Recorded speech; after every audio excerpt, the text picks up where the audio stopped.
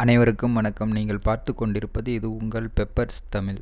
இன்றைக்கி நம்ம என்ன பார்க்க போகிறோம் அப்படின்னா ஓலா S1 ப்ரோவில் எப்படி ரீஜென்ரேட்டிங் பிரேக்கிங் சிஸ்டம் ஆப்ஷனலாக யூஸ் பண்ணுறது அப்படிங்கிறது தான் பார்க்க போகிறோம். இதில் பார்த்திங்கன்னா டிஃபால்ட், லோ, ஹை அப்படின்னு சொல்லி 3 ஆப்ஷன் கொடுத்துருக்குறாங்க. இந்த லோ அப்படின்னா என்ன அப்படின்னா பார்த்திங்கன்னா ரீஜென்ரேட்டிங் நீங்கள் த்ரோட்டல் கொடுத்தாலுமே அது லோவாக பிடிக்கும். அதாவது ரீஜெனரேட்டிங் கம்மியாக பிடிக்கும்.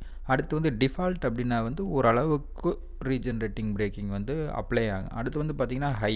இந்த ஹையில் பார்த்திங்கன்னா ரீஜெனரேட்டிங் பிரேக்கிங் அப்படி அவ்வளோ அருமையாக பிடிக்கும். பொதுவாக நிறைய பேர்த்துக்கு சில சந்தேகங்கள் வரலாம். எப்படி நம்ம ரீஜெனரேட்டிங்கை அப்ளை பண்ணுறது அப்படின்னு. அதாவது ஒன்றும் இல்லைங்க, நம்ம ஸ்பீடு பிரேக்கரோ அல்லது ஏதாவது 2 இடத்துல நம்ம ஸ்லோ பண்ணணும் அப்படின்னு நினைக்கும் போது நம்மளுடைய த்ரோட்டலை ஆப்போசிட் டைரெக்ஷனில் நம்ம ரைஸ் பண்ணாலே போதுங்க, வண்டி ஆட்டோமேட்டிக்காக ஸ்லோவாகும். அதில் நமக்கு ரீஜெனரேட்டிங் ஆகும்.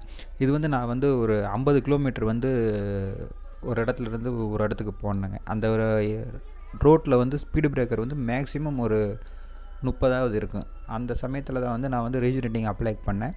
அதில் பார்த்திங்கன்னா 50 கிலோமீட்டருக்கு எனக்கு சார்ஜ் 99 இருந்துச்சு. ஆனால் அந்த 50 கிலோமீட்டர் ஓட்டி முடிக்கல பார்த்திங்கன்னா எனக்கு 62 கிலோமீட்டர் தான் இருந்துச்சு.